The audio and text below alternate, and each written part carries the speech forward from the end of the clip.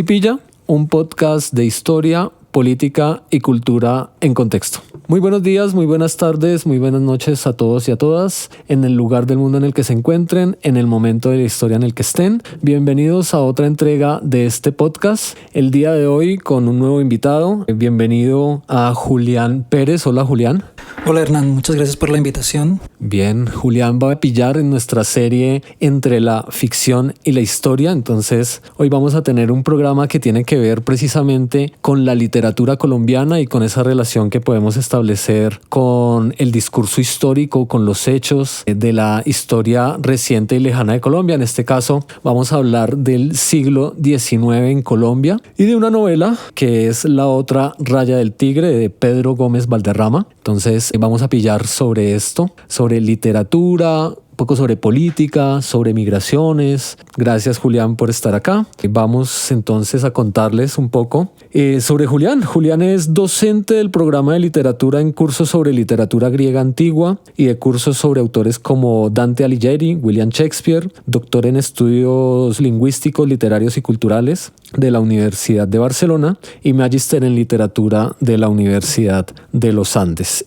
También ha trabajado mucho temas de la literatura colombiana, por ejemplo, de la región de Santander. En este caso, este autor es santanderiano. También a Juan Gabriel Vázquez y a Jesús Zárate Moreno. Bueno, y acá tenemos esta lectura que vamos a hacer con Julián. Entonces, entremos en materia en este podcast para nuestros seguidores, las personas que les interesa la historia colombiana, la literatura colombiana. Vamos a hablar primero un poco para invitar a la lectura de esta obra y acercarse a esa historia, sobre todo las nuevas generaciones que de pronto desconocen que en Colombia existieron personajes, digamos, singulares, particulares, que vinieron de Europa y aportaron a la historia del país y donde hay unas miradas alrededor de estos personajes que pueden ser distintas. Entonces, Julián, abramos este podcast hablando de esta novela, ¿no? Cuéntanos por qué sería importante o es importante esta novela en el contexto de la literatura colombiana. ¿Por qué es importante La otra raya del tigre?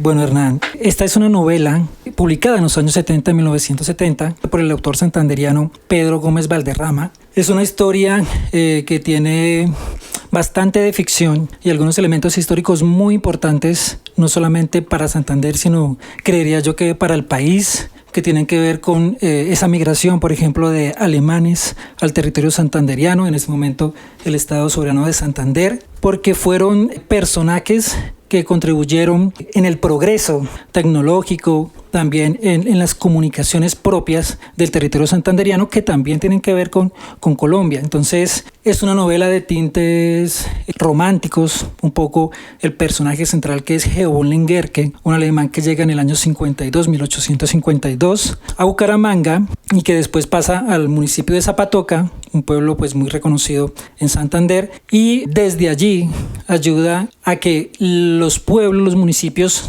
y digamos que las provincias se puedan comunicar por medio sobre todo de caminos. Entonces, este es el elemento histórico que incluye, por supuesto, la grata y la asombrosa pluma de este escritor santanderiano, Pedro Gómez Valderrama, una escritura muy poética, muy descriptiva, también lo sabe hacer muy bien, y que siempre nos lleva a la reflexión de lo que es, en nuestro caso, la identidad santanderiana. Yo soy santanderiano y yo creo que también la identidad colombiana. Bien, sí, tú eres de Bucaramanga, ¿no? ¿Has conocido los espacios donde sucedió esta historia en la realidad? Digamos que la novela también nos orienta un poco a entender un contexto político, un contexto además de las guerras civiles del siglo XIX, como un personaje como Jeobón Lenguerque llega a el estado de Santander, porque estamos viviendo una Colombia federal, y además este personaje alemán que le dicen, bueno, es ingeniero, ¿no? Y se va a dedicar un poco también a esa idea de civilizar o del progreso del territorio a través de las carreteras. Creo que también esta es una ventana a través de la literatura para entender eso que pasó en Colombia, ¿no? En esa historia también de ese desarrollo, de esa idea de progreso que se estaba configurando en el siglo XIX. Sí, que era muy importante. Digamos que para 1850, Santander todavía, digamos que era un conjunto específicamente de 3 provincias: Vélez, Socorro y la provincia de Bucaramanga, digamos que en general, que era como un centro. Rovira también. Sí, eso posteriormente se dividió en unas, digamos que 5 o 6 provincias más, pero esta era como los centros en los cuales se daba el comercio, desde allí surgía el comercio internamente y externamente, por ejemplo, por el río Magdalena, a Santa Marta, pues a toda la costa atlántica, por supuesto aquí al interior del país. Y desde ese punto de vista, como para responderte un poco la pregunta inicial, en la medida en que yo crecí, porque yo crecí en varios pueblos de Santander, o sea, yo viví con mi familia en Zapatoca, mi familia en general es de García Rovira, es de Málaga, entonces conozco, por ejemplo, Barichara, que es otro de los referentes de este tipo de progreso, San Gil, Socorro, Girón, que también es otro lugar muy importante. Bien. Entonces, en la medida en que uno va creciendo en estos pueblos o en Santander, va escuchando la figura de este personaje que ha migrado a Colombia y a Santander en los años 50 del siglo XIX, pero para uno es más un personaje legendario, mitológico, casi que literario. Hay una tumba donde uno puede ir a visitar, digamos que sus restos, pero es cuando uno empieza a estudiar los datos históricos que se empieza a dar cuenta que hay mucho de ficcional y mucho de histórico en esa leyenda que es Gebol Ngerque. Bien, ese es un punto central en este podcast para quienes nos acompañan en este episodio, porque vamos un poco a hablar de eso, ¿no? Este personaje se volvió mítico, se volvió un héroe y vamos a tratar pues de conversar alrededor de esto, que me parece pues muy interesante, sobre todo en un país como Colombia, donde siempre se puede encontrar que han existido migraciones, pero esas migraciones siempre tienen unas particularidades. Pues para los que siguen Cipilla o para los que nos escuchan hasta el momento, pues hay un episodio que hicimos que se llama de judíos, alemanes y sirios, migraciones en Colombia, para que tengan un mayor contexto y pues puedan seguir escuchando nuestro contenido.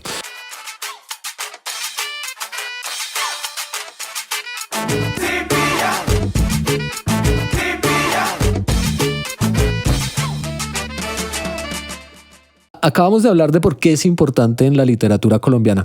Sigamos con otro punto que me parece importante para orientar a quien se interese en la literatura colombiana o quiera profundizar en esta novela, en la historia, y es el autor.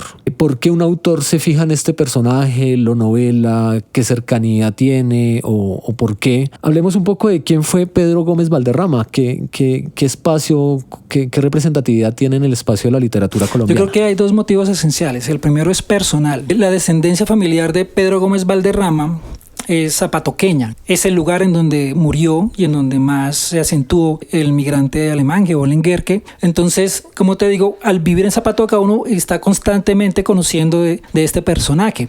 Entonces creo que ha sido muy influyente para Pedro Gómez Valderrama el escuchar de sus abuelos, que es parte también de lo que dice la novela, el escuchar de sus padres, de sus abuelos y seguramente de todas las personas que viven en el pueblo, que tienen conocimiento del tema, sobre este personaje. Entonces el primer motivo creo que es personal. Y el segundo, creo que como personaje literariamente es muy interesante.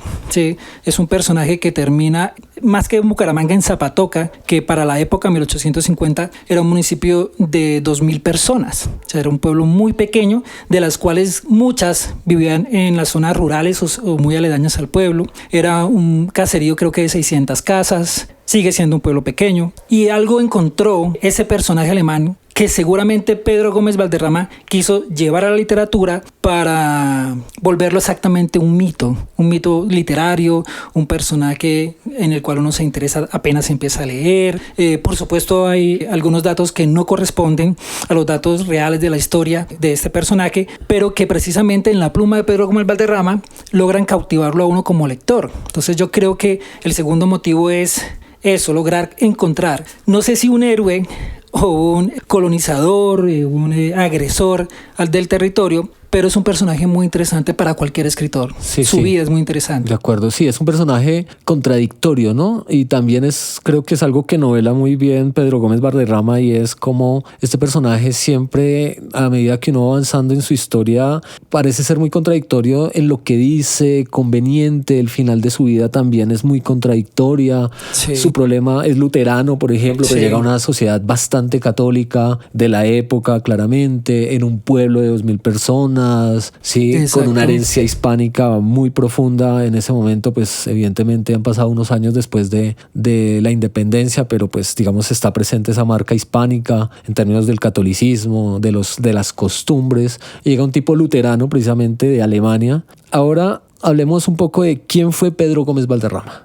Bueno, en general fue ministro, fue jurista, diplomático, poeta. Él escribió, ¿no? Sí, bumangués, sí. Aunque con relación, digamos que al natalicio, lugar de origen, hay un poco de debate en Santander, porque en Zapatoca se dice que nació ahí. Sí, realmente nació. Hay una pelea santanderiana. Sí, un reclamo. Sí, exactamente.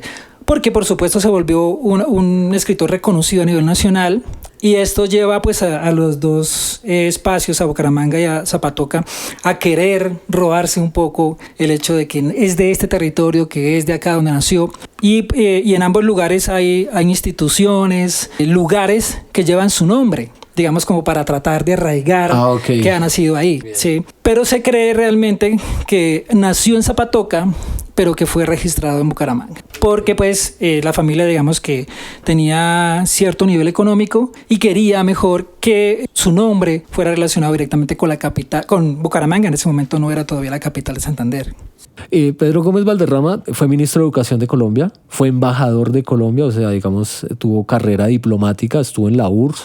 Hay un dato curioso sobre la vida de Pedro Gómez Valderrama como autor en la literatura colombiana, y es que es el primer colombiano publicado en vida por la Biblioteca Ayacucho. Les contamos a los que escuchan este podcast que una de las publicaciones más importantes en Latinoamérica que se llevaron a cabo durante la época de los 80 fue precisamente la Biblioteca Ayacucho de Venezuela, un proyecto liderado por Ángel Rama en su momento. Marta Traba también estuvo alrededor de este proyecto, y ahí para los coleccionistas, digamos, es muy interesante perseguir estas ediciones por sus estudios críticos. Ahí podemos encontrar autores de la literatura hispanoamericana. Es un proyecto cultural que inició en Venezuela. También hizo parte de la revista Mito. Que es muy importante, por supuesto. Claro. Tuvo una muy estrecha relación pues con otros contemporáneos, y no solamente eso, sino otros coterráneos, que fue el caso de Eduardo Cotelamos y de Jorge Gaitán Durán. Sí, claro. Con los cuales, Mito, ¿no? digamos que es uno de los cofundadores de la revista Mito. Hay que tener claro que es una élite del norte de Santander, clarísimo, y de Santander, que logra venirse para la capital, para la ciudad de Bogotá, a estudiar, a prepararse generalmente con el deseo de estudiar Derecho, ¿sí? Porque era como lo que debían estudiar aquellos que se venían para la capital, pero que igual que los otros dos autores, Pedro Gómez Valderrama se deja atrapar por la literatura, específicamente por la poesía, que aunque no hay mucho de poesía en él, es decir, no es que haya publicado muchísimos poemas o poemarios, pero él siempre consideraba que como la poesía era la madre de la literatura, de las literaturas, él quería ser un gran poeta. Creo que eso se evidencia en La otra raya del tigre y en sus cuentos. Hay un estilo muy poético, muy descriptivo, muy contemplativo de su entorno, pero en esencia es conocido más como narrador. Fue ministro de Educación en la época del Frente Nacional. Ahí habría seguramente que hacer algún tipo de lectura, pero en una reseña biográfica que encontré, él dice que fue una edad dorada para el sistema educativo colombiano, cuando fue ministro entre el 62 y el 65. Este es el gobierno que antecede a Carlos Lleras Restrepo, que debe ser el de Valencia. Ahí está en ese contexto, en una vida cultural, en una idea configurada que hemos nombrado en otros episodios sobre una Atenas sudamericana, sobre una Bogotá que es una Bogotá de letrados, de poetas, ¿sí? Que ya no lo vemos tanto, claramente, pero pues es de esa generación, ¿no? Estuvo al lado de estas grandes figuras, ¿no? Y es muy evidente en su literatura. Pablo Montoya, el escritor y crítico colombiano, también profesor de la Universidad de Antioquia, dice que lo que más hay que resaltar de la literatura de Pedro Gómez Valderrama es su sentir cosmopolita, el hecho de tener una visión de todo el mundo, de tratar de representar todo el mundo, pero sin opulencia, sin erudición, con lenguaje como muy depurado, muy sencillo, para que digamos que cualquiera pueda acceder a sus textos y disfrutarlos. Y eso se evidencia muchísimo en que sus cuentos y también esta novela de la que estamos hablando hoy, hay muchos elementos artísticos, hay música, hay pintura, hay artes plásticas, por supuesto hay mucha literatura, entonces refleja todo el sentir artístico del autor. Claro. creo que algo que creo que es innegable y eso no se puede desprender de estos autores de esta época, como el mismo Gaitán Durán, es que son cosmopolitan precisamente porque viajan a esas capitales culturales, a París. Él está en Europa en los años 70, conoce la Unión Soviética, conoce la España, creo que de la época del franquismo, y creo que se le aporta mucho a esa mirada que tú dices, y además encontramos también que ha sido traducido a otros idiomas, sobre todo la parte de los cuentos, ¿no? Sí. Al francés, encontré que al sueco, o sea, es un autor que en Colombia tal vez uno dice, pero miren que afuera que tuvo una repercusión muy importante, ¿no? No sé hasta qué punto influya el hecho de que sus cuentos también tienen mucho tinte histórico, no sé si se puede llamar cuentos históricos, sí. Pero uno empieza a leer sus cuentos y lo que identifica es que se interesa, por ejemplo, muchísimo por la conquista, por los españoles, por cómo llegaron acá, por temas como la brujería, como la hechicería, cómo esos temas confrontaban a los españoles cuando llegaban acá. Hay un tema muy importante y que es evidencia sobre todo en los artículos que publica la revista Mito y que aparece en la novela, que es el erotismo. Sí, sí, Entonces lo erótico también aparece en la novela, ¿sí? Y es algo que ha llamado la atención porque precisamente es una sociedad en la cual estos temas siempre causaron mucha controversia o eran censurados completamente. Pero ellos, o sea, aquí sí me refiero a muchos de los que publicaron en Mito, ese era el interés precisamente, ¿no? Causar controversia, causar debate, ir en contra del statu quo un poco también religioso. Y eso es importante y hay que rescatarlo bastante en esta novela. Sí, sí. De hecho, a propósito del autor y para cerrar esta parte de nuestro podcast, Pedro Gómez Valderrama estuvo muy cerca a un círculo intelectual que después de Mito van a fundar la revista Eco con la Buchholz en Bogotá. Entonces ahí está Volkening, que es un alemán que viene acá. Está Goelkel, a propósito de las migraciones alemanas, que también de origen santanderiano, era Valencia Goelkel, este crítico que también estuvo parte de este círculo. Y la idea de esas revistas eran eso, ¿no? Ir contra un poco el establecimiento a través del arte, ¿sí? Y obviamente de unas cuestiones que en una sociedad tan conservadora, por ejemplo, el mismo protagonista de La otra raya del tigre, pues nos da cuenta de eso, ¿no? Sí. Toda la cuestión de lo orgiástico, no sé, bacanales y lo erótico también en el fondo, ¿no? Y claro, como tú dices, es muy intencionado, o sea, tiene la intención de causar controversia, de causar un conflicto con lo moral, sí, específicamente desde el establecimiento de la religión católica, de la iglesia, pero era parte también del contexto del grupo de escritores del cual hacía parte, específicamente con la revista Mito. Sí, bueno, por último, habría que decir, hizo un ensayo que se llama Muestras del Diablo, que digamos un dato en ese sentido es que hace un trabajo muy importante de estudio sobre el Santo Oficio de la Inquisición, ¿no? Sí. Por lo que tú decías ahorita, como esa época colonial que estudia todo el abordaje de estos temas, ¿no? Es un grupo de ensayos, un conjunto de ensayos que tratan estos temas y que ponen en evidencia precisamente cómo desde la Iglesia Católica, desde esta idea de colonizar religiosamente, de conquistar también mentes y espíritus, llegan a intervenir al territorio nacional por medio de la violencia. Entonces ahí surgen elementos de brujería en los cuales cualquier mujer, pues como ya sabemos, era considerada bruja y trataba de quemarla de inmediato o de llevarla a la hoguera, bueno, etcétera. Entonces esto es muy pensado. Para mí esto es una muestra de los intereses propios del autor. Esto sí no lo relaciono tanto con los otros autores de Mito, porque en muchos de los cuentos de un libro que se llama Más arriba del reino, ahí aparecen específicos también temas de las brujas, sobre todo creo, y la hechicería, como te dije. Sí. En Colombia es todo un tema, ¿no? Y tiene una tradición también literaria, ensayística. Acá en Cipilla hemos hecho un episodio sobre brujas y brujería en Colombia, por ejemplo. Y claro, desde estos autores pues ya hay una configuración, sobre todo que en esos episodios de los que te hablo hemos hablado también de la cuestión de la brujería en Santander, en Antioquia, en los llanos, ¿cierto? Y seguramente Pedro Gómez Valderrama supo de todo este tipo de cuestiones desde el estudio que hace, ¿no? Sí, claro. Y La otra raya del tigre la publica en el 77. Encontramos en las reseñas que hay que es una de las novelas más importantes de la literatura latinoamericana y colombiana. Es lo que yo encontré sobre esta novela, ¿no? En términos como de esa construcción de una crítica alrededor de esta novela, y uno encuentra este tipo de afirmaciones, ¿no? Yo creo que como una novela relevante se puede comparar un poco a otras novelas que ya han sido publicadas en Colombia y que seguimos leyendo y seguimos interesándonos en ellas. Entonces, por ejemplo, precisamente con la vorágine y el problema de las caucherías, la esclavitud, en esta novela, específicamente La otra raya del tigre, también hay algunos elementos de esclavitud, de maltrato, sobre todo a las comunidades indígenas, específicamente en este caso las yariguíes. Entonces, también, si bien hay una exaltación un poco del héroe alemán que llega, también nos muestra y nos permite observar un poco cómo fue la realidad para quienes eran, digamos, en ese momento los dueños de la tierra, que eran los pueblos indígenas santanderianos. Buenas, yo soy Juan Carlos Sánchez, baterista de Nicolás y los Fumadores, y paso a invitarlos a que escuchen este episodio de Cipilla Podcast, a que se culturicen y se instruyan con este podcast. Un saludito a todos los seguidores de Cipilla. Ahí nos pillamos.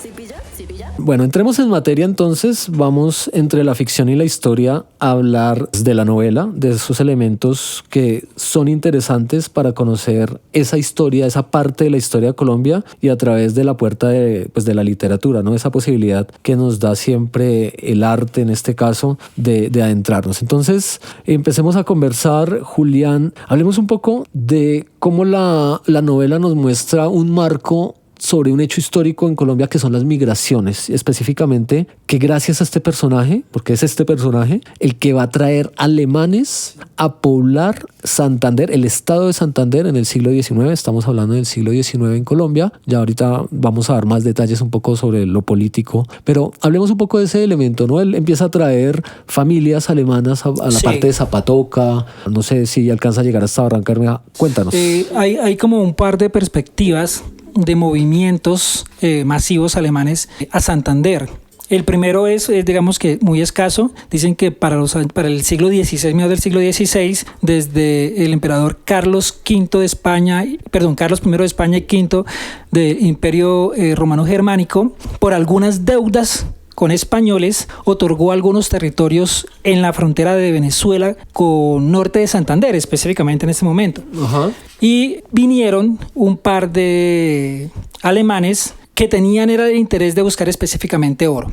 Esta idea todavía de encontrar el dorado.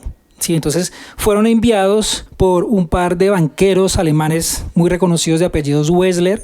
Y en la medida en que estuvieron acá, lo que hicieron fue maltratar, esclavizar, explotar la tierra. Como no les interesaba sino encontrar oro, estos primeros alemanes no tuvieron ningún interés en quedarse ni en respetar la vida de las personas que en ese momento vivían en los límites entre Venezuela y Santander. Ese es como el primer interés que hubo. Okay. Y el segundo se da en el siglo XIX. Y se da un poco desde los conocimientos que impartió Humboldt cuando vino. Entonces sí hablaba de que específicamente era una tierra rica y que valía la pena ir a explotarla. Y por el otro lado aporta bastante que el gobierno colombiano estaba dando libertad de libre comercio. Entonces el que quería venir podría venir y con muy bajos aranceles podía exportar. Entonces los alemanes llegaron en primer lugar con Hevonlinger, que fue uno de los que llegó con el interés de quedarse, no solamente de Estamos hablando de 1852. Sí, que fue el momento en que él llegó, pero llegaron un poco más con la idea de quedarse, porque se dieron cuenta que para trabajar la minería el tiempo debía ser extenso. Entonces intentaron quedarse.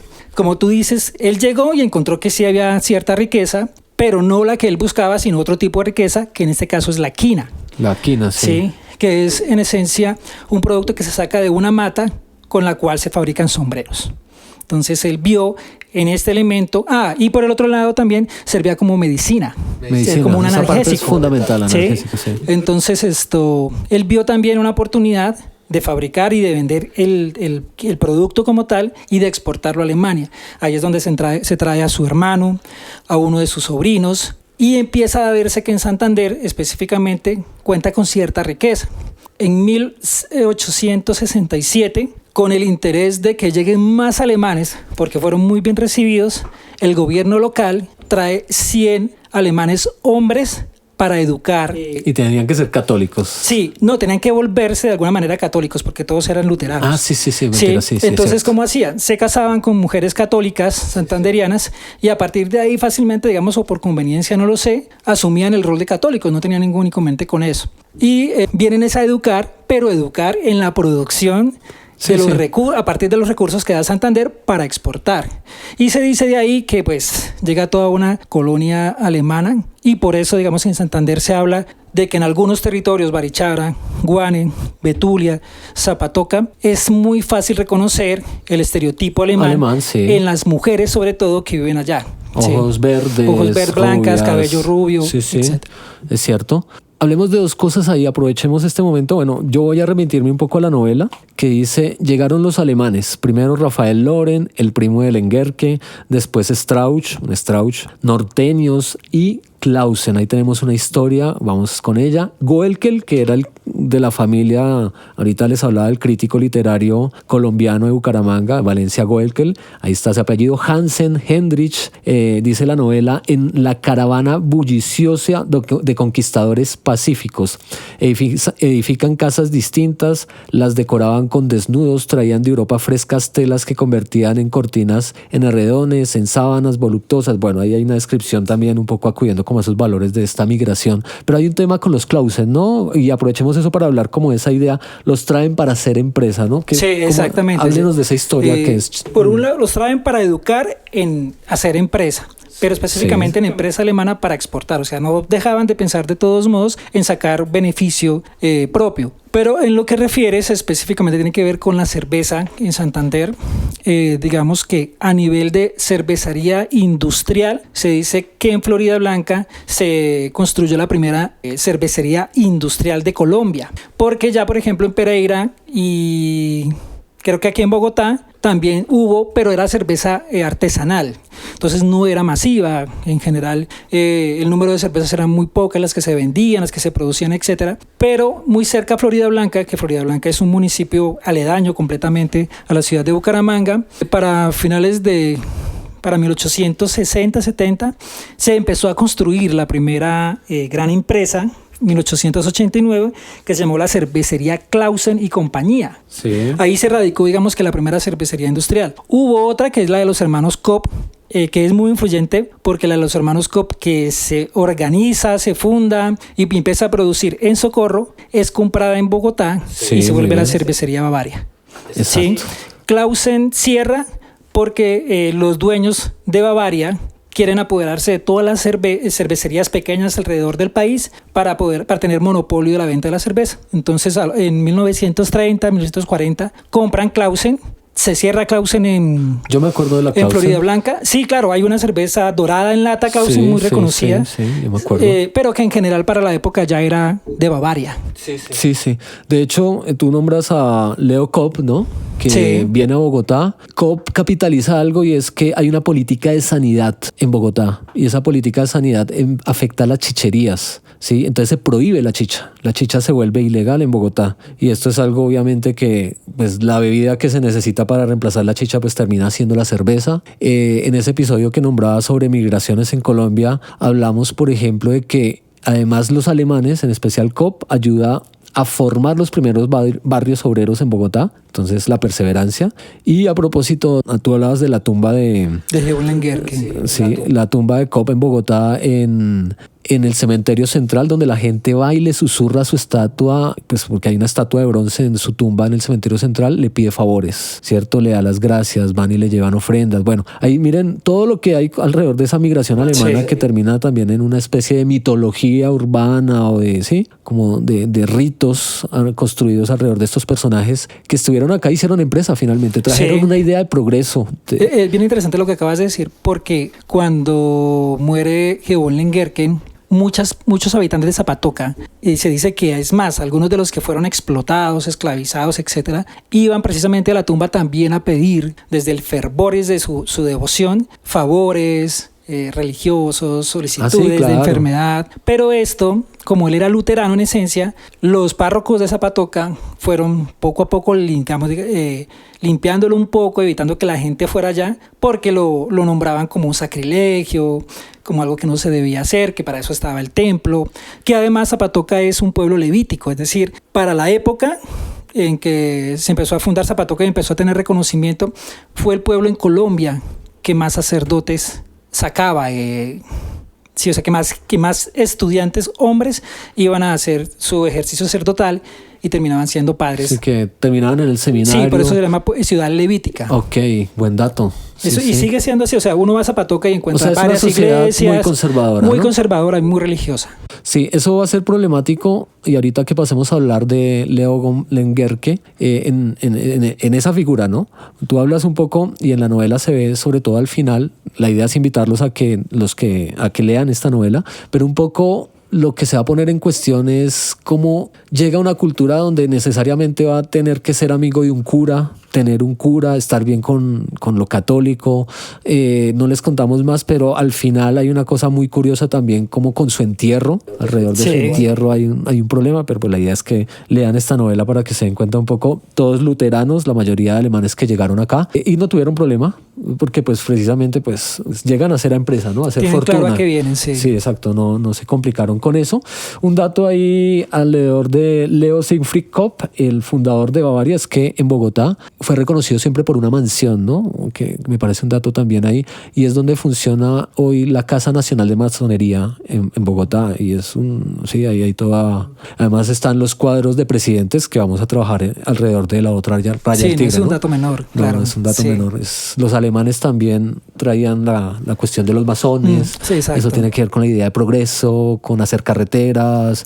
Un poco lo que se considera el liberalismo progresista. Sí. Sí, porque en Bucaramanga también sucedió un poco con la masonería, también tiene que ver bastante con la llegada de los alemanes a la ciudad. Sí, claro. Por ejemplo, en la novela, y eso es dato cierto, empezamos a hablar de entre la ficción y la historia, Geo von Lenguerque llega a Bucaramanga, a donde hoy está el Club del Comercio, ¿no? Sí. Y empieza a tener contacto con una élite de la ciudad en esta época, que pues obvio ha cambiado mucho de allá para acá. Seguramente siguen siendo las mismas familias, los mismos apellidos, pero en esa época llega, ¿no? Ahora, Exacto. en esa época se llamaba el Club de Soto. De Soto. El Club de Soto, ¿no? Y en la novela hay ese acercamiento a estas figuras que uno puede buscar en internet y encuentra como esas relaciones. Que árboles. persisten, sí, como Sí. tú dices, los apellidos. Los apellidos. Vamos a ver un poco, creo que vamos a hablar de eso, de cómo algunos entienden que para la época el ser extranjero, específicamente el ser alemán, fue visto negativamente por los artesanos, digamos que la clase obrera de Bucaramanga,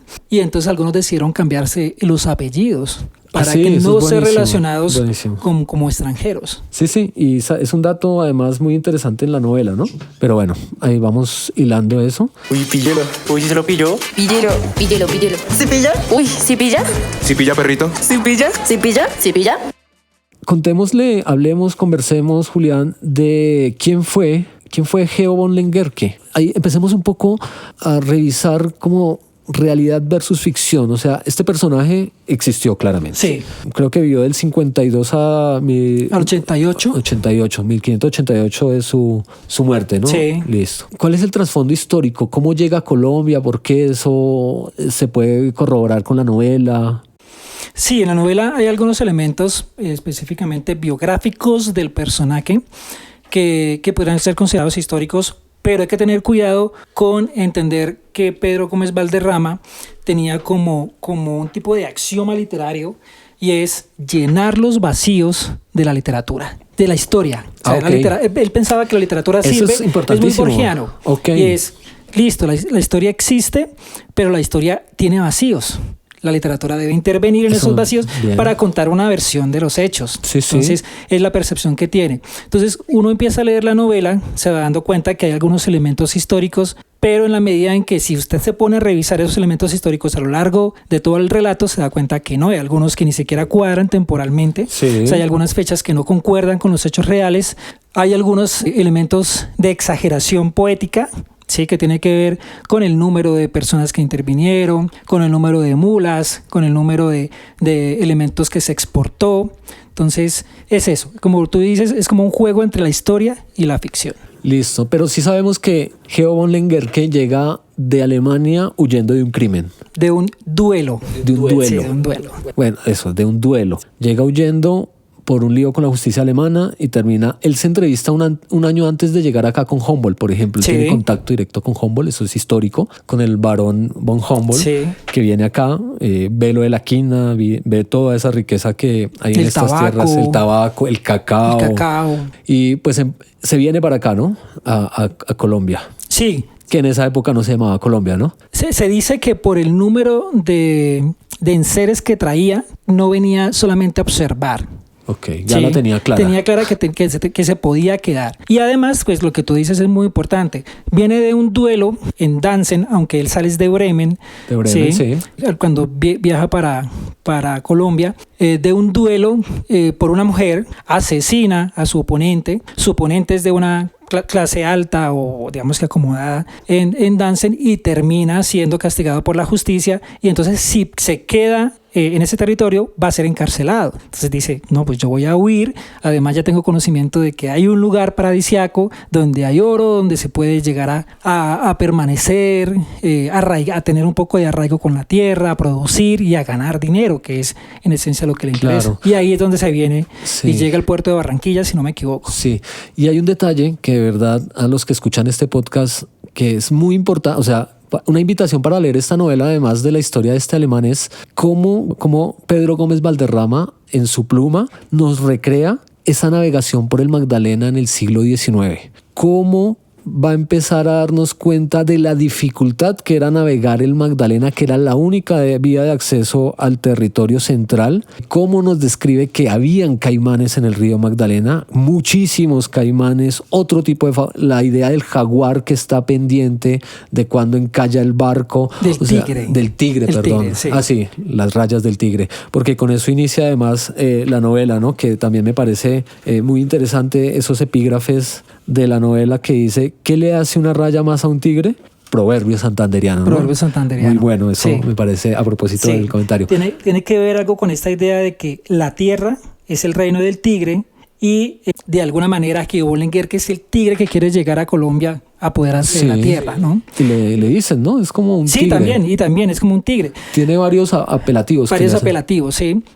Algunos demoníacos que tienen Sí. que ver con precisamente lo que tú hablabas de las orgías, de los cuadros que llegaban en donde había mujeres desnudas, del tipo de música que escuchaba que no se comprendía. Es que imagínate en una época, sobre todo yo creo que en un pueblo como Zapatoca, como ya hemos visto, muy conservador y muy religioso, sí, católicamente hablando, en donde llega un extranjero alto, con el cabello rojo, Ah, era de ojos cabello claros, rojo. muy blanco, muy pálido, corporalmente también, digamos que no es delgado, por lo menos sé, y llega caminando al parque, llega con toda una recua de mulas numerosas, después con el piano. Lo que habla es un poco de cómo llegó y cómo tiene que atravesar el Magdalena, está muy bellamente contado en un cuento que se llama El Dios Errante, que es De Gómez Valderrama de también. Gómez Valderrama, que es para los muy expertos, o sea, la gente que le ha dedicado muchísimo tiempo a esto, el preámbulo a la novela.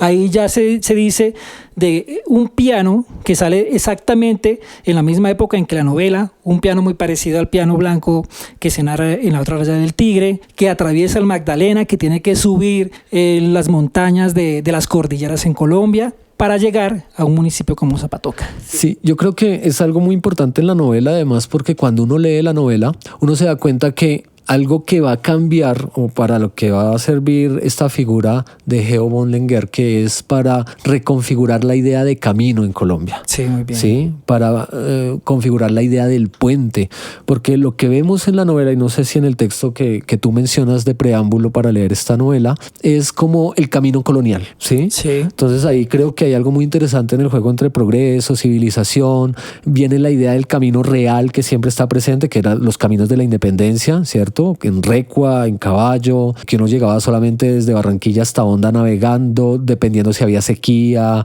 o si había invierno.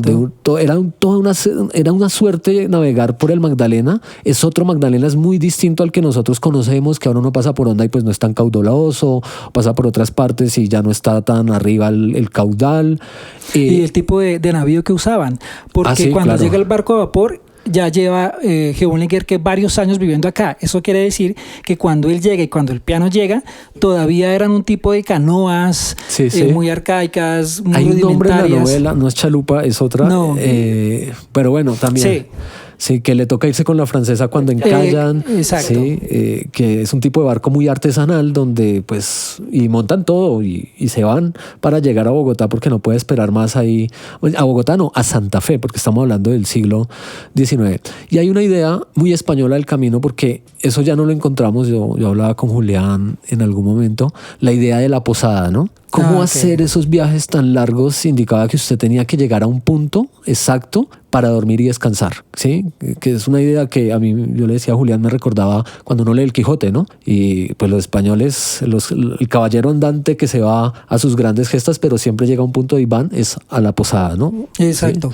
¿Sí? Quiero que pensemos un poco, digamos, como actualizarlo, en lo que hace uno cuando viaja en este momento en automóvil de Bogotá a Bucaramanga, que primero atraviesa Boyacá, en parte después empieza con Santander, que también tiene un límite ahí con Boyacá y con otros territorios, Barbosa, San Gil, y después baja al río Chicamocha, tiene que bajar la cordillera, subir la otra cordillera, llegar a Piedecuesta. Y lo que haces mientras recorres, más o menos creo que son 500 kilómetros más o menos que hay desde Bucaramanga a Bogotá, es cambiar de temperatura, de altura, ¿sí? Y hasta también de comida, ¿sí? Entonces, eso haces. ¿Y qué haces? Te detienes. Entonces, como es un trayecto largo, tú te detienes y en alguna parte comes algo, pasas de comer arepas a comer quénovas, o sea, eso, como lo que comes en Barbosa, que en general tiene que ver con los bocadillos por su cercanía con Vélez. Los beleños, eso, o sea, vas pasando territorios y te detienes y vas como viviendo una experiencia distinta en un contexto que es aparentemente similar, pero que tiene su propia cultura, ¿no? Claro, y en esa época pues era una empresa totalmente distinta, ¿no? Uy, claro.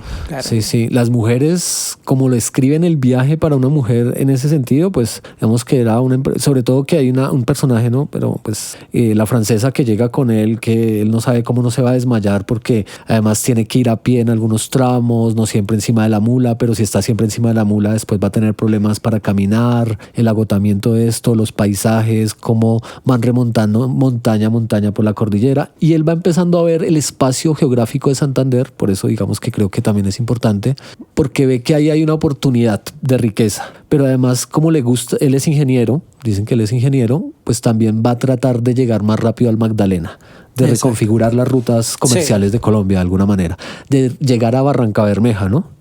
Ese sería, digamos que esa fue la utopía que siempre estuvo. Que es de la ahí. vida real. Sí, que no logró. O sea, ese camino no lo logró. Como tú decías hace un momento, estaban los caminos reales dejados por los españoles, que eran muy, muy rudimentarios. Realmente era como si las mulas pasaran y ellas con su peso crearan el camino, el sendero, pero no eran caminos de piedra bien organizados, que fue lo que hizo Lenguerque al llegar a ese territorio, y que lo hizo por medio de contratos con el gobierno, ¿no? Entendía cuáles eran las necesidades del gobierno y dijo, voy a hacer contratos, en este caso con el gobierno, yo hago los caminos y ustedes no me cobran impuestos de todos los bienes que yo tengo en Santander. Y así empieza un poco los caminos, que como dijiste hace un rato, metafóricamente la novela son las rayas del tigre. A propósito de eso de los contratos, los gobiernos de la época, hay un contexto bien interesante que tiene que ver con la historia realmente en Colombia. Él llega cuando esto se llama Confederación Neogranadina, sigue siendo federal. Hay un debate político interesante después de la independencia entre civilistas y militaristas. Hay un debate entre artesanos que van a ser parte de algo que se llama los Gólgotas. Hay unas facciones del Partido Liberal que están ahí en disputa, pero estamos hablando históricamente de una época donde están estos generales, que algunos son de muy buena familia y son generales precisamente como para conservar su posición social, que van a ser un Tomás Cipriano Mosquera, un José Hilario López, un Cántara Herrán, un José María Obando, que en esa época va a ser presidente de esta confederación, como también va a estar Jorge Orlando Melo, que no va a ser de esas grandes familias, y ahí está ese debate precisamente entre esas facciones que van a disputar el poder. Llega en ese contexto, y es un contexto muy delicado porque además habían muchas guerras, muchos enfrentamientos civiles, un país empobrecido, que por eso también aceptan este tipo de políticas de migración, no tan ampliamente como lo hicieron Argentina y Brasil en su momento, o otros países latinoamericanos, porque había esa condición de, bueno, son luteranos, pero acá somos católicos, hay que educar de esta manera, necesitamos es como crear riqueza, ¿no? Entonces el cuento de los aranceles, pero estamos en ese contexto. Entonces Geo von Lenger, que está ahí en medio de esto, llega y eso va a ser muy interesante, y empecemos a hablar un poco de ese papel alrededor de por qué es un héroe en ese momento de la historia, por qué se va configurando. Estamos en medio, llega, y hay por ejemplo un dato que quería dar a propósito de lo que tú dices de las carreteras, es que hay Eustorgio Salazar le entrega 12.000 hectáreas de tierras baldías para hacer las rutas hacia Barranca Bermeja, que pues fue una empresa bastante difícil que finalmente no logró. Y ahí hay una idea configurada también de progreso que él va a encarnar. Me parece importante eso, ¿no? Como que empieza a negociar con estos gobiernos, sí, que además se van a turnar cada 2 años. En esa época, lo que hoy se llama Colombia tenía gobiernos cada 2 años, y había un problema porque las regiones eran más poderosas que el poder central. Sí. Sí, cada región tenía su ejército. De hecho, Cauca, con estos personajes que acabo de nombrar, todos son de grandes familias, pero van a tener sus ejércitos privados por reformas que van haciendo alrededor de esa contienda política en la cual se enmarca Colombia durante el siglo XIX. En ese contexto, Julián, cuéntanos un poco cómo se fue formando el mito, por qué este personaje alemán va, o no el mito, mejor hablemos del héroe primero, ese héroe o antihéroe que nos da de cuenta la novela y la historia. Para la clase alta de Bucaramanga o de Santander, de lo que es el Estado Soberano de Santander, antes, porque es cuando los Estados Unidos de Colombia empiezan a tener estados, pero antes específicamente en las provincias de Vélez, de Socorro, ahí en Bucaramanga, la tecnología, el avance, el progreso como que no se veía por ninguna parte, excepto cuando llegaba un extranjero con ideas innovadoras para la época. Entonces surge Geo von Lenger como un héroe porque tiene un conocimiento especial. Como es arquitecto, sabe hacer caminos y además construir puentes. Y esto permite unir, por ejemplo, territorios como Zapatoca, Barichara, Barichara, que tenía cercanía con 2 lugares importantes como San Gil, Socorro, y además como con Vélez también. Entonces, que tenía mucha más cercanía con Bogotá, por ese lado. Por el otro lado está Zapatoca con San Vicente del Chucurí, que es una tierra que también producía bastante tabaco, en donde el cacao estaba empezando a florecer, a tener efervescencia, y también se exportaba. Y por supuesto con Bucaramanga. Pero además, en la mitad de estos pueblos estaban los ríos. El río Suárez. Río Suárez. Sí, que es muy importante.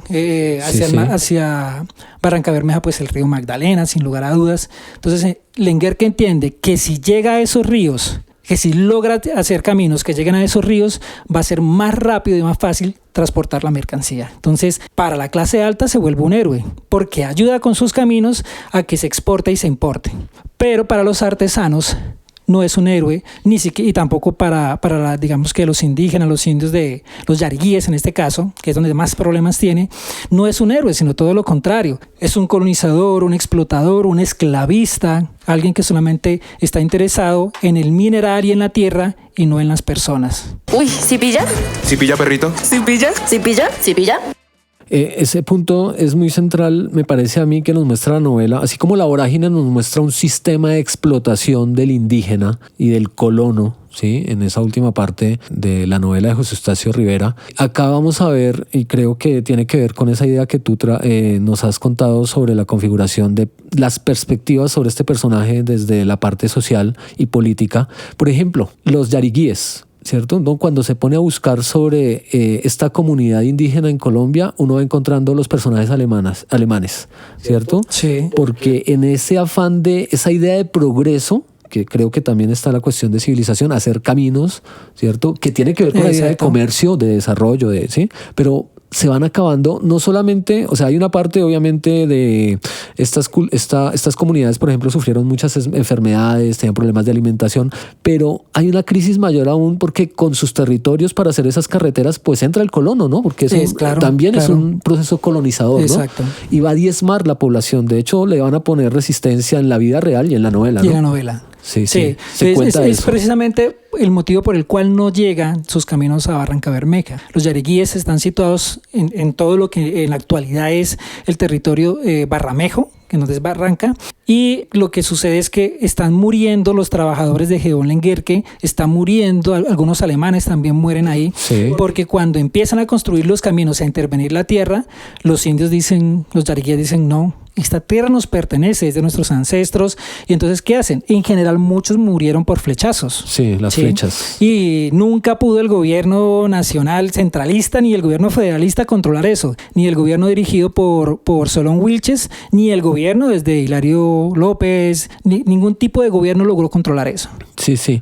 El general Wilches, Solón Wilches, que es otro personaje hablando entre la ficción y la historia. Pillemos que, de hecho, haciendo el episodio me di cuenta por qué Puerto Wilches se llama Puerto Wilches, ¿no? Sí, de ahí es muy raro ese apellido, pero bueno, viene de Santander, fue presidente de Santander. Recordemos que, para dar más contexto sobre la política de la época, en menos de 12, 15 años hay por lo menos 3 constituciones en Colombia y cada constitución cambiaba el nombre, cambiaba la división político-administrativa. Entonces, tú ahorita nos hablabas de Estados Unidos de Colombia y eso pasa en 1863 con Tomás Cipriano de Mosquera, ¿sí? Con una de esas reformas, con José María Obando en el 54, pero había otra constitución en el 53. Después, más adelante, va a venir ya la constitución definitiva porque hay un movimiento de los conservadores con esa tradición liberal de Rafael Núñez, pero eso es otra historia, que viene una guerra civil y ya viene la constitución y Colombia se va a llamar Colombia, ¿cierto? Sí. Pero algo clave que tocas ahí es, como había ese problema político, que cada estado tenía su ejército y estaban en esas guerras internas, pues nunca pudieron ayudar a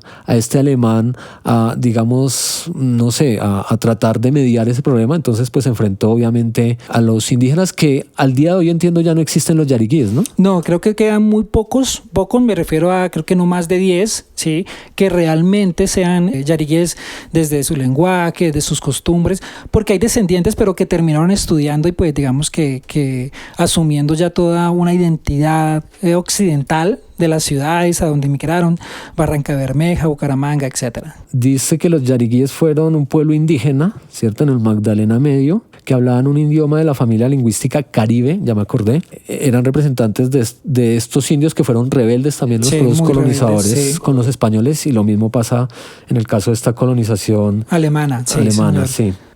Y dice, si a 1860 se calculaba que su número era de 15.000, en 1880 10.000, en 1900 5.000, en 1910 1.000, 500 en 1920, 24 en 1925 y en 1944 quedaban solo 5 carare o pon yariguíes. Okay.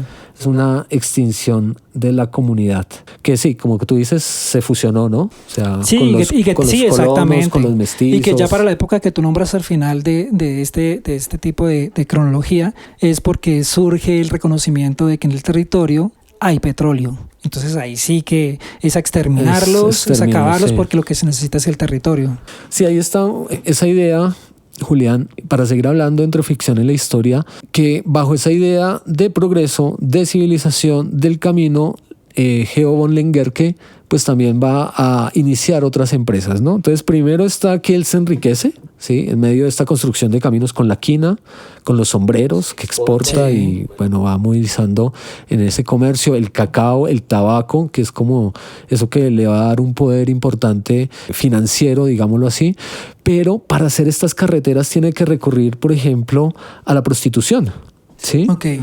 Entonces hay una configuración que se da también en medio de este auge petrolero y va a ser muy importante, sí, en el Magdalena Medio, en ciudades como Barrancabermeja, una idea de entretenimiento para que los trabajadores puedan hacer su trabajo. y no tengan que regresar a la casa, al lugar de origen. Sí. Entonces, sí, claro. En la novela hablan de un número grande, creo que más de 100 mujeres que von Lengerke y sus otros connaturales, es decir, otros alemanes, llevaron a lugares cerca a donde él estaba construyendo los caminos, con la idea de que sus trabajadores, que además eran campesinos y presos, ¿sí? Esa es la otra parte. Sí, tuvieran, voy a decirlo así, con qué entretenerse cuando no estaban trabajando. Entonces le trabajaban a Gibbon Lengerke, y cuando estaban descansando, la idea era que para que no quisieran regresar a sus lugares de origen y se quedaran ahí y siguieran trabajando, tuvieran con quién, digamos, que liberar toda su masculinidad y toda esta idea de hombría. Entonces les llevaban mujeres precisamente para eso. Ese era realmente el fin. De hecho, un poco rescatando, que me parece importante el elemento femenino, acá hay una configuración de una idea de mujer que creo que en otras obras de la literatura colombiana de la época pues no es tan claro, pero son mujeres fuertes, sí, aguerridas. Bueno, ya en otro episodio habíamos tratado del tema de Soledad Costa Samper, pero acá a través de la escritura de La otra raya del tigre descubrimos un prototipo de mujer. Hay una mujer indígena, Yariguí, que se lo enamora, lo seduce, pero es esposa de uno de los líderes de los indígenas y termina siendo asesinada, pero también sus amantes son mujeres, que creo un poco también en términos de esa idiosincrasia santanderiana, ¿sí? Yo veo un poco eso, digamos, me llamó la atención que no hay una idea de una mujer sumisa, tampoco, que también hay el tratamiento con cierto liberalismo también en medio de la sexualidad de este alemán que llega y pues empieza como que las mujeres se le entregan y hay una serie de deseos y hay una serie de cosas que pues en medio de una sociedad conservadora pues uno digamos no puede llegar a entender, pero digamos que no es una mujer sumisa, no es una mujer agachada, pero es una mujer que se entrega a la erótica, a la fuerza de este personaje, me parece a mí. Sí, hay una configuración que de la mujer que si uno la mira con los ojos del feminismo actual, de algunos estudios actuales, por supuesto es vista como un objeto, como un ser inferior, etcétera. Y en la novela lo que retrata es la concepción, un poco la configuración de mujer que había a finales del siglo XIX. Entonces, por ejemplo, en la novela hay algo que siempre me ha causado curiosidad, es que el narrador dice que von Lengerke decía: prefiero la mujer salvaje que se defiende con las uñas o se entrega simplemente para tocar la cabellera roja.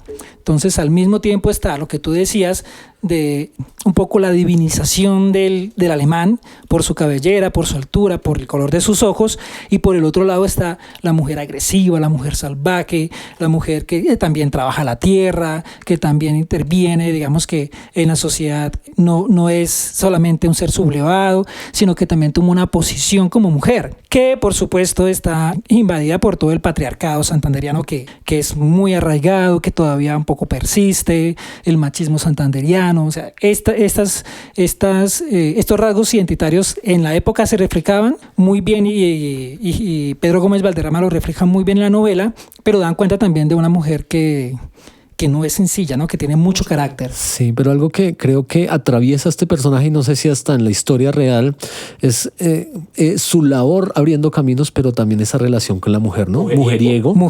Tiene fama de mujeriego, muchos hijos bastardos en la región, pero a mí me llamó la atención un apartado de Pedro Gómez Valderrama en La otra raya del tigre, donde dice: mujeres y caminos tienen el poder de conducir a los hombres, de agotar sus fuerzas, de acrecentar sus años. El abuelo contempla Bogotá desde el camino del puente del común por donde acaba de pasar Lengerke. Lo imprevisto, el azar juega mucho más en ellos de lo que imagina la gente. O sea, ahí hay una concepción, un modo de ver el mundo también, ¿no? Sí, claro. En la novela este personaje, por eso es un héroe o un villano, ¿no? Exactamente. Hablabas cuando empezamos el programa es un personaje muy ambiguo, desde lo religioso, desde lo moral, ¿sí? Que llega a esta tierra con un interés, pero en la medida en que permanece, según la novela hay un poco también datos históricos, asume arraigo por la tierra, le gusta la tierra, decide quedarse acá. En la novela hay un dato que sí es real, y es que él regresa a Danzig, a Alemania, parece ser que a visitar a su mamá. Sí. Y en algún momento toda la comunidad santanderiana piensa que él ya no va a regresar y que ya ha fracasado, que se ha regresado y no piensa volver a Colombia. Pues algunos meses después, 6 o 7 meses después, vuelve a Santander. Lo extrañan, ¿no? Y sí, o sea, es una cosa extraña, es eso, es como, es el explotador, pero al mismo tiempo es el progresista. Creo que hay una configuración, no sé si llamarlo doble moral, pero sí en lo que uno lee en la novela, y que creo que sí puede ser cercano a la historia real, es cómo lo recibe esta sociedad. Se escandalizan como con todos sus ritos. Ya vamos a hablar un poco, si vamos a hablar del héroe, vamos a hablar de una figura feudal, ¿sí? De un señor, del príncipe. Sí. Sí, ya vamos para allá, de Montevelo, que existe en la realidad y está relatado en la novela. Pero cerremos un poco, Julián, con... Tú hablabas hace un momento, nos desviamos un poco, pero la idea de una conversación es ir conectando cosas, la esclavitud. Porque me parece que hay un sistema esclavista, sobre todo con los presos, ¿no? Sí. O sea, obligan a los presos de las cárceles en Colombia a trabajar. Y tú me contabas un poco cómo era esa dinámica, ¿no? Sí, la idea es que el gobierno del Estado Soberano de Santander no tenía dinero para alimentar sus presos, que en esencia eran presos políticos, por supuesto, ¿no? Estábamos entre el centralismo y el federalismo, entre liberales y conservadores de la época. Los radicales santanderianos. Sí, entonces, ¿qué sucedía? Que como no había dinero para alimentar a los presos, cuando llega Lenguerque se da cuenta que esto está sucediendo y trata de llegar a un convenio con el Estado de Santander y les dice: yo los alimento, yo los tengo, o sea, no solamente los voy a alimentar, sino yo me los llevo, van a trabajar conmigo, lo único que les voy a pagar es con la alimentación. Y en la finca, él tiene 2 grandes lugares. Uno de ellos es el reconocido que tú acabas de decir, que es Montevero, la gran hacienda, Sí, donde él... hay un castillo que sí, hace... que la gente lo veía como el castillo de la época. Sí. Y el otro es una finca, una hacienda llamada El Florito. Ambas quedan Florito. entre Zapatoca y Betulia. En El Florito hay también una casa más o menos grande, no tan grande como la de Montebello, pero tiene como un tipo de cavernas, ¿sí? Unos sótanos en los cuales cuando no estaban trabajando los presos, pues con grilletes permanecían ahí y solamente eran alimentados, que era un solo alimento al día. En la novela sí se habla un poco de eso, ¿no? Que algunos trataban de escapar porque trabajaban prácticamente bajo el sol, en circunstancias completamente inhumanas. Imagínense trabajando, por ejemplo, construyendo un puente o un camino que se está acercando al río. El calor normalmente en el cañón del Chicamocha es de 40 a 45, a veces más grados, a pleno sol del mediodía. Sí, claro. ¿Sí? Para recibir al día solamente un alimento que en general era algo muy parecido al pan, porque no era específicamente pan, sino como un poco de harina, algo así, con agua. Era lo que recibían. Y tenían un grillete, ¿no? Una bola de hierro que no los dejaba mover, ¿no? Porque no también, pues si los ponen a trabajar, pues se vuelan, ¿no? Por supuesto. Y creo que eso ayudó a que también esta población se diezmara cuando era víctima de los ataques de la comunidad indígena, ¿no? Que no podían, por supuesto, no podían correr. Por supuesto, exactamente, moría muy fácilmente. Sí. Eso me pareció también importante, como ver esa lucha con estas comunidades y cómo ahí queda. Eso fue algo que finalmente sumó a un poco al fracaso que se reconoce en la historia un poco. Dicen que igual Geobon Lenguerque fracasa, ¿no? Un poco. No sé, que termina en la ruina, termina uno escuchando o bueno, leyendo sobre esto. Sí, digamos que creo que desde que llegó a Santander, a Colombia, podemos hablar de una persona muy inteligente, de una persona que además tenía estudios, una muy buena preparación. Y por lo tanto, cuando ve que sus intereses están fracasando, por ejemplo, algunos de sus bienes, que eran un par de haciendas en Girón, algunas casas, un par de casas en Bucaramanga, 2 casas en Zapatoca y unos terrenos que tenía también muy cerca a Montevelo, se los pasa a las escrituras a su sobrino, que es Paul Loren. Entonces el sobrino se queda con esos territorios. Cuando él se da cuenta de alguna manera que está fracasando esos intereses económicos y que además esto lo lleva al licor, al alcoholismo, ¿sí? Al alejamiento, a la soledad, al distanciamiento social, prefiere entregar su territorio a su familia. Y además esto tiene que ver con que como no le cumplió los contratos al Estado, le pusieron multas. Sí. Y multas que eso es histórico, ¿no? Sí, eso sí es real. Es real y está en la novela. Él cómo responde esas cartas diciendo como, no me pidan eso porque ustedes no me están ayudando. Pero un poco el reclamo es precisamente con lo que hablábamos recién de las comunidades indígenas que intervienen, que asesinan, claro. que él es un tipo de palabra y va a cumplir, pero que necesita que... Y son respuestas fuertes. Me parece a mí Sí, que la novela claro. está dando esa posición de ese alemán que pues cree en su fuerza, aprendió a hablar español, fue estando acá, ¿no? Pero pues también uno ve que Pedro Gómez Valderrama destaca como de todas maneras en la oralidad de él cuando se notaba que cambiaba de tono, pero también la escritura de estas misivas. Y para no dejar de lado que creo que hablando de esto que nos estás diciendo de las haciendas, de las tierras, y hablábamos hace un momento de Montevelo, que hoy se puede ir a visitar, pero están en las ruinas de ese castillo, hay una configuración y creo que el mismo personaje lo reclama, y es que es un señor feudal, ¿no? Como Sí. que hay una lógica, quiere traer progreso, civilización, caminos, pero quiera que lo vean como, o sea...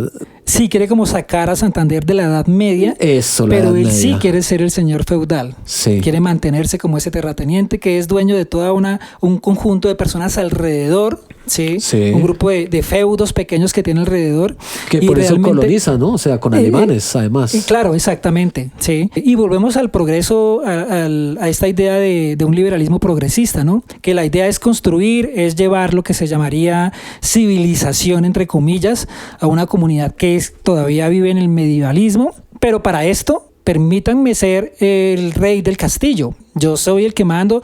Tenía una moneda con la cual, o sea, una moneda propia con la cual comercializaba sus bienes con los pobladores de Zapatoca y de Betulia. Sí, pero mira que eso tiene un trasfondo histórico a propósito, y es que algo que va a ser la Constitución de 1886 fue fundar un banco central en Colombia, porque antes en esa época cada estado tenía una moneda. Entonces Antioquia tenía una moneda, ¿cierto? De las grandes familias, Sí. ¿no? De las más, o sea, las que tenían realmente un poder importante económico, ¿no? En el Cauca lo mismo. Entonces eso fue un problema, ¿no? También cambiario para pagar deuda externa, o sea, todo eso es apasionante, por ejemplo, en Fernando Vallejo cuando nos explica la biografía de José Asunción Silva. Ese detalle que tú dices es fundamental. Hay otra cosa, un poco volviendo atrás cuando hablábamos de el fundador de Bavaria, de Kopp, de Leo Kopp, Leo Kopp. Sí, Leo Emil Kopp, eran dos hermanos. Sí, y es que en esa coyuntura de esa época y para estas constituciones, una de ellas va a autorizar, que menos mal no siguió en la historia de Colombia, que la gente tenga armas.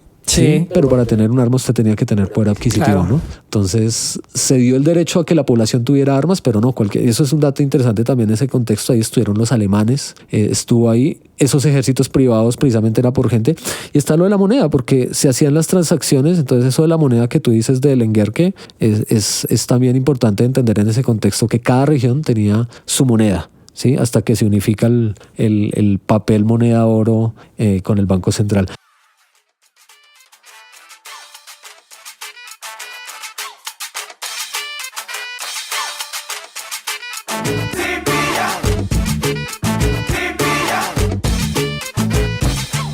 Bien, para ir terminando un poco con esta cuestión de Geo von Lenguerque, que estábamos hablando si fue realmente un señor feudal o no, esa percepción, esa construcción que hay en la obra y en la realidad. Cuéntanos un poco en esa postura de hombre feudal, pero también de que él es el que lleva el progreso y eso. Va a tener unos líos, bueno, primero los con el Estado, ¿cierto? Cuando le ponen multas por incumplimiento, por esa empresa que igual es muy difícil, pero también hablamos de la culebra pico de oro, ¿no? De Sí. los artesanos. Cuéntanos un poco ese episodio, por qué sería importante para entender a este personaje o ese contexto. Ok, es literariamente, creo que está muy bien narrado, literariamente es muy bello.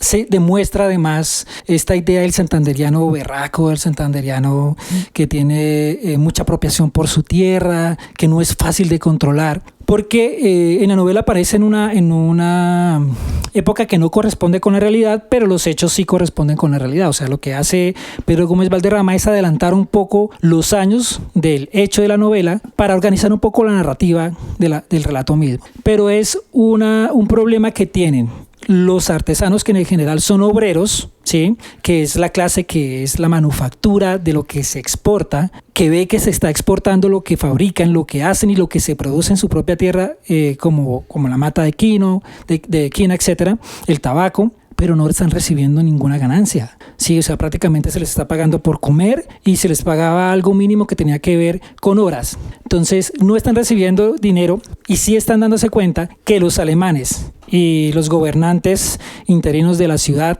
y de las provincias sí se están llenando de dinero, se están volviendo ricos. Entonces hay un enfrentamiento por esos beneficios de lo que se está produciendo en Santander. Y dentro de esos problemas, según la novela de Pedro Gómez Valderrama, para 1860, durante las elecciones de la época, asesinan a alguien que quería ser, digamos que gobernador de Bucaramanga. Sí, de Bucaramanga, no de Santander. Alguien como el alcalde en la actualidad, digámoslo así. Lo asesinan, ¿sí? Y al siguiente día, durante el sepelio, durante la Eucaristía que había ahí en la catedral principal de la ciudad de Bucaramanga, parece ser, según la novela y también lo histórico, que hay una confusión y un alemán termina asesinando a un artesano, sí, además muy reconocido. Y ahí empieza un enfrentamiento y pues por supuesto toda la ciudad, que en su mayoría son los artesanos, terminan yéndose, atacando sobre todo a los alemanes adinerados, sobre todo a ellos. En ellos veían el conflicto.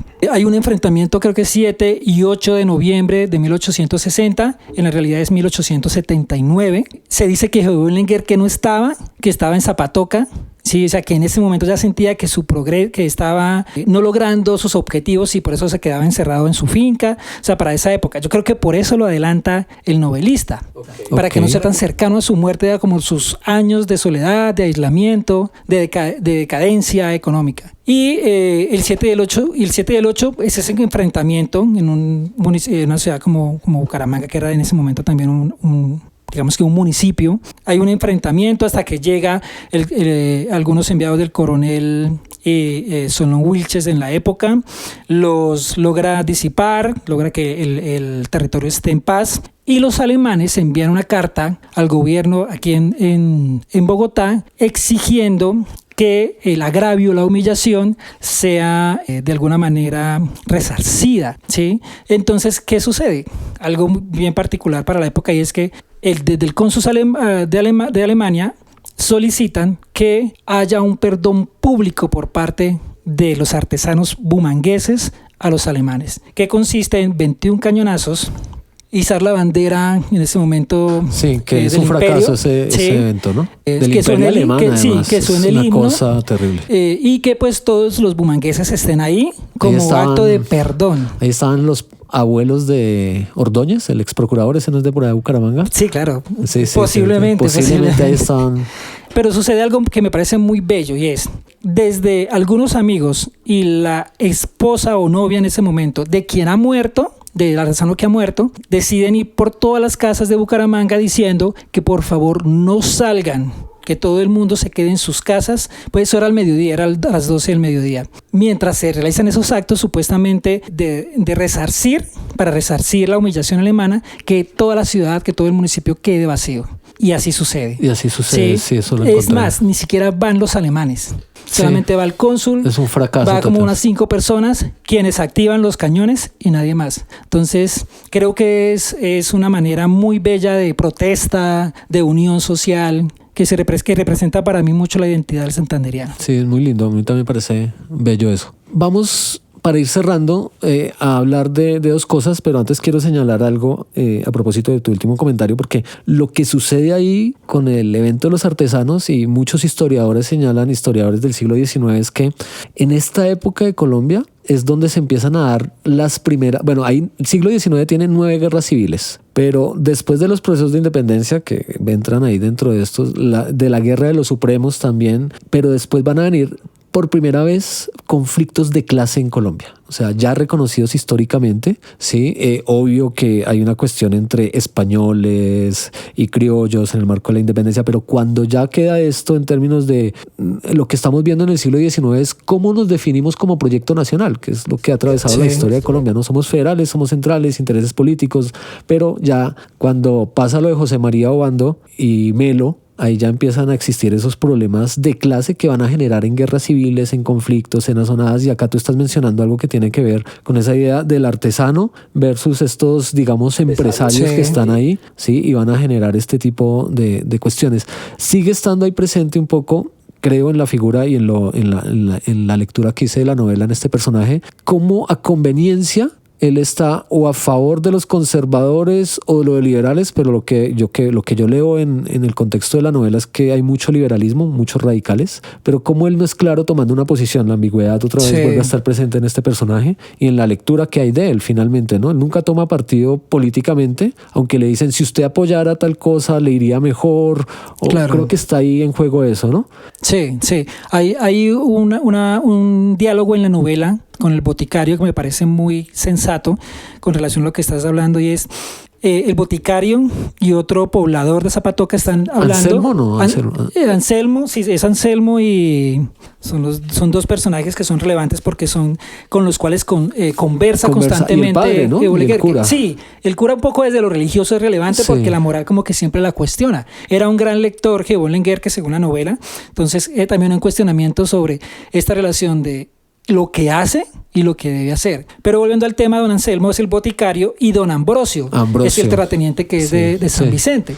Ellos están dialogando Esos y dos siempre personajes, se sí. preguntan es a favor de quién está Evola Guerque, de los liberales o de los conservadores, de los confederencistas o de los centralistas. Y siempre es como que él como que no interviene claramente, porque sabe que se vería afectada en sus exportaciones si se va a favor de uno completamente o a favor del otro completamente. Entonces hay una ambigüedad, creo que es algo transversal, y hay una ambigüedad moral y también hay una ambigüedad política. Sí, la ambigüedad política está en eso. Hay una novela relata, y en hechos reales también se habla de que económicamente favorece a los conservadores, de que les ha dado dinero, de que patrocina con algún beneficio económico para que compren alimentos para sus militares, también que compren algunas armas, que sobre todo al comienzo, porque después ya dijimos que cuando el fracaso ya no gasta el dinero tan fácilmente, ya se da cuenta que su interés económico y de exportación está fracasando. Y por el otro lado, que ayuda y esconde a los liberales cuando están en guerra, que los recibe en su casa, que hay alguna habitación. En la novela se habla, esto no es histórico, es muy ficcional, literario, que en la novela hay como un lugar secreto detrás de una biblioteca de unos cuadros, Sí. donde esconde a algunos liberales que son perseguidos. Sí. Entonces eso, hay una ambigüedad muy evidente. Sí, de hecho... Muy conveniente. Sí, el diálogo siempre con estos dos personajes está ahí, sí. Lo mismo con el padre, ¿no? Como que el padre, y lo dice la novela, siempre aparece en el momento indicado y se desaparece. Y en se el momento. desaparece. Y eso le gustaba a este personaje, sí, porque no iba a cuestionar ciertas cosas que él hacía finalmente con su vida pública-privada, porque era una vida pública-privada. Sí, exacto. Sí, es que era el riesgo, creo, de primero héroe, pero señor feudal. Le gustaba que creo que lo alabaran, es el tipo pelirrojo, que ninguna mujer se le puede resistir, pero como es una novela también que nos va mostrando la configuración de una vivencia, de una existencia, también vamos viendo como el declive del personaje, como ya sexualmente no puede como atender lo que él quería. Bueno, todas estas cuestiones de Manuela, por ejemplo, como él se fija en una mujer joven de 15 años, sí, que es comprometida en matrimonio. Y Con otro gran hacendado, terrateniente, exportador. Un poco la metáfora del tigre funciona muy bien, porque es ese tigre que es siempre poderoso, pero que en algún momento de su vejez ya llega otro que tigre, es más joven, que es más fuerte, sí. Y que devora todo también. En la novela hay dos personajes relevantes, tú nombraste uno, que es uno de los que se cambia el nombre de apellido Puyana. Carlos en Bucaramanga Puyana. es muy reconocido, Carlos no. porque pues es uno de los familiares y también fundadores del periódico Vanguardia Liberal, entre otras cosas, un gran hacendado, que en la novela tocan un tema que en Bucaramanga es muy conocido, y es la leyenda de los Puyana, desde la casa que ellos tienen en uno de los barrios más reconocidos, más tradicionales, pero reconocidos por dinero, porque son barrios donde vive gente de dinero, que es Cabecera. Ajá. Se llama Cabecera el barrio porque precisamente queda arriba de la montaña, o en el medio de la montaña, y el resto de Bucaramanga, donde quedaba la zona central donde trabajaban sus obreros, era la planicie que hay ahí en Bucaramanga, que es una meseta muy pequeña. Desde ahí él observaba a sus trabajadores. Cuando se los encontraba, todo el mundo decía que él tenía un pacto con el diablo. Sí. Porque sabía qué hacían los trabajadores. Eso lo muestra la novela, y eso en Bucaramanga persiste, o sea, esa leyenda persiste, de que la familia Puyana se hizo célebre y rica gracias a un pacto con el diablo. Sí. Pero está algo muy evidente, o sea, ahí se viene el progreso, y es ¿Cómo hacía este señor Puyana para saber qué hacían sus trabajadores? Tenía unos binoculares. Un catalejo. Un catalejo de la época. Entonces, desde ahí observaba a sus trabajadores y sabían que estaban durmiendo, que no estaban trabajando, que estaban comiendo algo. Entonces, cuando se acercaba a ellos, les decía, usted no trabajó a esta hora, usted estaba comiendo, usted por qué estaba perdiendo el tiempo. Ellos pensaban que era que tenía un pacto con el diablo para saberlo todo. Si pilla, si pilla, si pilla, ¿Sí pilla? si pilla, si pilla, ¿Sí pilla? ¿Sí pilla? si pilla, si pilla. Uy, píllelo. Hablando un poco de eso, de los Puyana, hay una ex primera dama, la esposa de Pastrana, ¿no? Nora es hija mayor del matrimonio Puyana-Bickenbach. Su padre es Eduardo Puyana, industrial oriundo de Bucaramanga. Entonces Ok. debe ser esta ex primera dama Sí, claro. ligada claro que sí. a ese Puyana y además a esa colonización alemana. Sí, Mire los sí. apellidos. Está ahí, ¿no? Que ahorita que hablabas y acá lo acabo de comprobar, doña Nora Puyana de Pastrana, que fue primera dama de Colombia entre 1998 al 2002, ¿no? Vea Sí, no hace usted. mucho. No hace mucho de la historia reciente de Colombia. Sí. Ahí siguen los apellidos, claro, ¿no? Es algo todavía. que a pesar de que no somos feudales ni aristócratas, tenemos una dinámica de clases precisamente donde siempre están estas familias con apellido que tienen, hay unas élites, mejor dicho, ¿no? Sí. Que han cuidado su poder, su riqueza y siguen gobernando y han gobernado Colombia. Entonces por eso siempre van a estar ahí Sí. como los Santos, los Lleras. Bueno, bien, para ir cerrando este espacio de conversación, Julián, tú hablabas de las imprecisiones históricas de la novela, ya nos hablaste como de ese conflicto entre los artesanos y los alemanes, que convenientemente el autor de la novela ubica en un desfase histórico. Sí. ¿Qué otro detalle podríamos encontrar que sería importante para... Para resaltar, Sí, a ver, yo creo que en la medida en que uno va leyendo la novela, va encontrando datos Datos. sobre elementos de exageración, como les decía hace un momento, del número de mulas que transitaban, de la rapidez con la que construían los caminos, ¿sí? Por supuesto, de la percepción femenina que tenían, de que algunas quedaban como hipnotizadas, como hechizadas al verlo, ¿sí? Que son percepciones un poco, pues, desde el colonialismo, ¿no? Desde la idea del ser, de que el blanco es un ser superior, de que el blanco es un ser divinizado, de que el color negro o el color mestizo o el color, no sé, de los indígenas, de aquellos que están constantemente frente al sol, es un color diabólico, un color de la clase sublevada. Eso, o sea, yo creo que muchos de esos elementos no son reales, yo creo no, hay documentos al respecto que lo validan, que creo que es un juego literario de Pedro Gómez Valderrama muy, muy interesante, y es como García Márquez exagerar los datos para causar asombro en los lectores. ¿Sí? O sea, mientras el Estado habla de que en las panaderas murieron 100, 200 personas, García Márquez dice murieron 2000. ¿Sí? Entonces esos números exageran, o bueno, realmente no lo sabemos, pero esos números tienden a llevarnos a eso, al asombro, ¿no?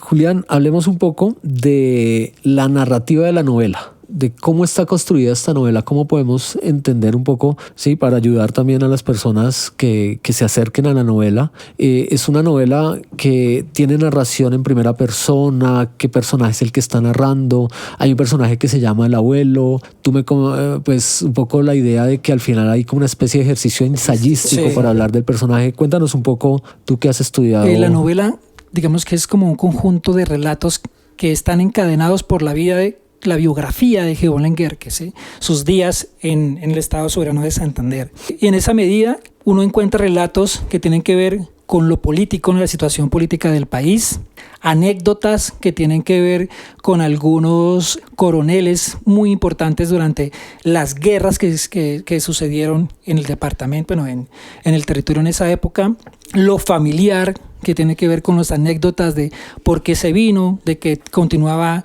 manteniendo una comunicación epistolar con su mamá, que todavía estaba, que nunca quiso venir a Colombia, que su mamá que vivía en Alemania. Es eso, es como un conjunto de relatos que se superponen los unos a otros, pero que en general están atados por la vida del autor.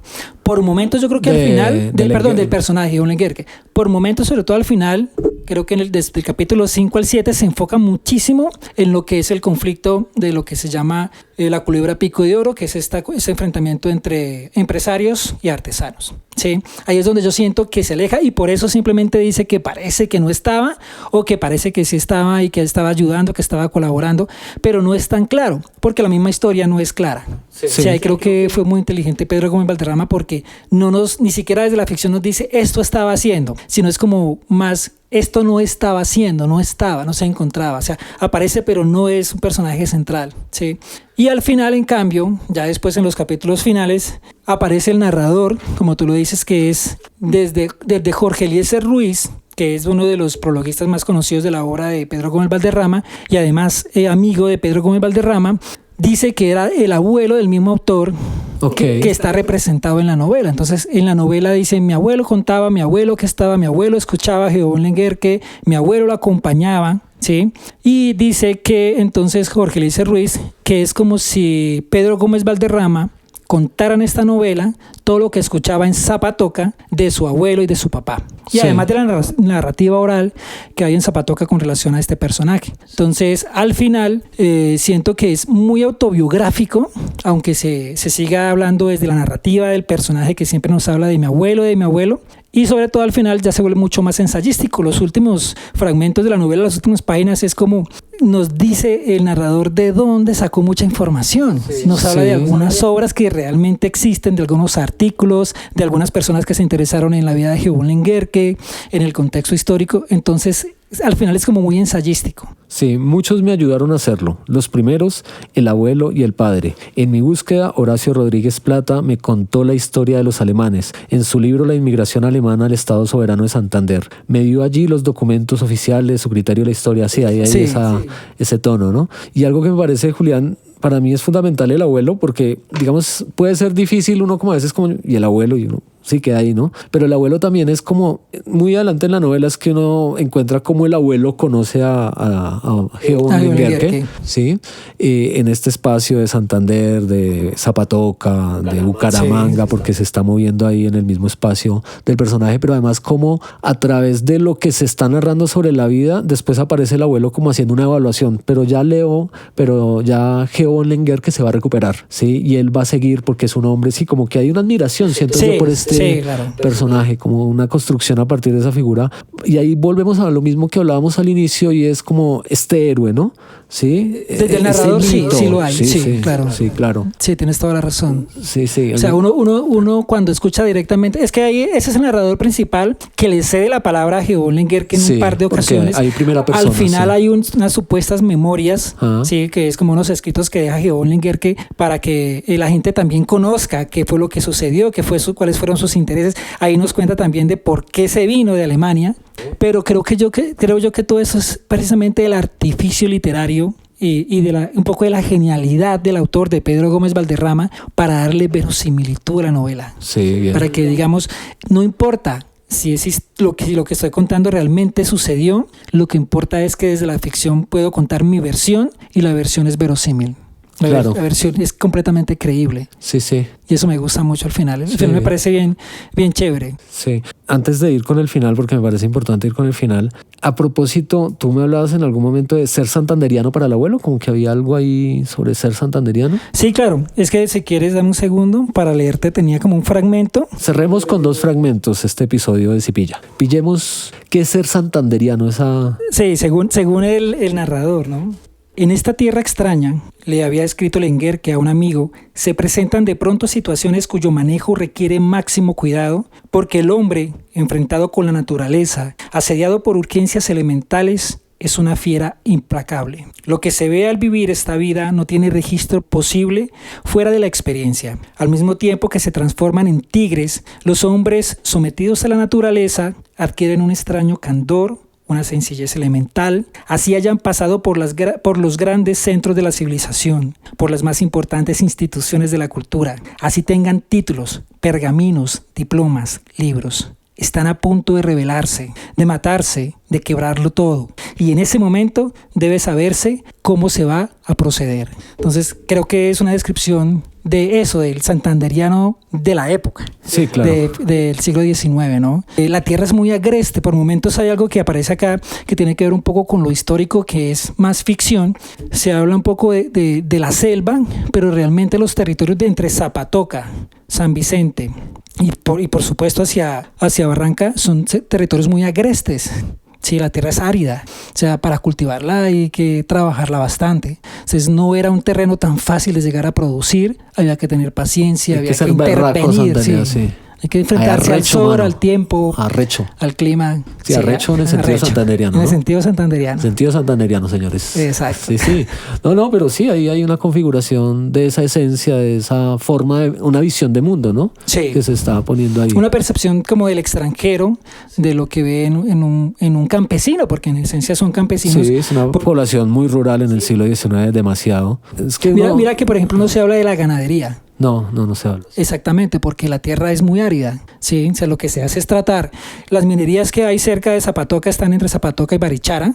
¿sí? Bueno, hay una promesa de oro siempre ahí, ¿no? Sí, que son minerías de carbón, sí. No es oro. Pero la tierra en general es una tierra seca, una tierra que, como ya te dije, para cultivarla hay que dedicarle tiempo, hay que ser un berraco. No, y de hecho el campo merece su tiempo, ¿no? Sí. Todo, pero pues sobre todo en esas circunstancias ya. Yo quisiera, Julián, entonces finalizar, que me dieras el honor con esta cita que me parece muy diciente sobre lo que es la novela y sobre lo que es leer este personaje en la historia, y es el final de la novela. No le estamos dañando la novela a ninguna de las personas que escuchan este podcast, pero pillemos que el final dice: con la última luz pasé la puerta derrumbada del castillo de Montebello, bajo la noche primeriza me esperaba en el camino real la sombra del abuelo a caballo. Monté y seguí a su lado, y empezamos así, el abuelo y yo, a contar el mito del Enguerque. Que ahí tendría pues todo el peso alrededor de lo que tú decías, que es el abuelo del autor, ¿no? Sí. De pronto esa autoficción que hay al final en ese sentido, ¿no? Me parece que es una forma contundente también de darle validez al mito y esa cuestión entre la historia y la ficción. Exacto. Finalmente. Sí. Yo creo que si tú preguntas por muchos de los datos que aparecen acá directamente a las personas que aún viven, mayores, por supuesto, que viven en Zapatoca o que no viven en Zapatoca pero que tienen conocimiento de la figura de Jeón Enguerque, van a validar fácilmente lo que dice la novela, ¿sí? Algunos elementos que son específicamente exagerados, datos demasiado amplios, pero lo van a exagerar porque si bien en el pueblo no es que haya una exaltación de héroe, sí hay cierto orgullo, porque pues un alemán que de alguna u otra manera contribuyó al progreso, claro, hay hemos hablado de lo que no se debía hacer, pero se hizo para lograr este progreso. Hay una configuración del alemán que sin realmente saberse por qué decidió vivir en un territorio como Zapatoca, un pueblo que a nivel universal para el siglo XIX no existía para nadie, ¿sí? De casas muy pobres, no había agricultura, había que ir a conquistar también la tierra. Sí, claro. Sí, entonces hay como cierto orgullo de parte del zapatoqueño con esta figura. Y si uno revisa, por ejemplo, algunos canales, digamos en YouTube o algunos programas que se dan específicamente en el pueblo o en Santander, sí se habla, por ejemplo, del héroe, ¿no? Y hay un agradecimiento de parte de la comunidad santanderiana o del pueblo por lo que hizo. Sí, es un hombre también que encarnó esa lucha contra la naturaleza, ¿no? Claro, eso está muy bien. Encarna ese sentido y es el tigre que está arreciando ahí. Bueno, pues nada, Julián, muchas gracias por haber venido a pillar acá en Si Pilla Podcast sobre esta gran novela de la literatura colombiana. Muchas gracias, Hernán.